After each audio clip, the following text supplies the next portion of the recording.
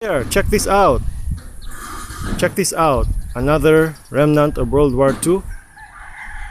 A relic of World War II. As you know, we are here in Bicol, where the Japanese Imperial Forces had their last stand. Okay, so we are now looking at some remnants of World War II in the area. We are actually at an elementary school here.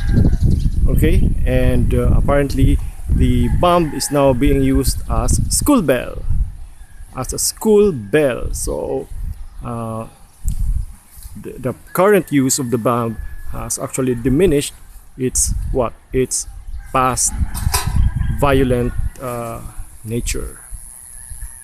So here we are looking at the vintage bomb in various angles. So can you identify what bomb is this? Kindly post down below in the comments. So here, all right. Join me again next time for more videos.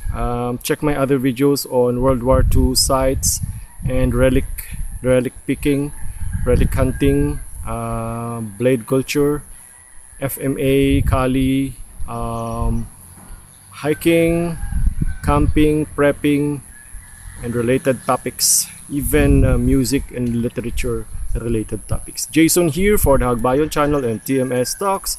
Remember, the pen is mightier with a sword. Thank you.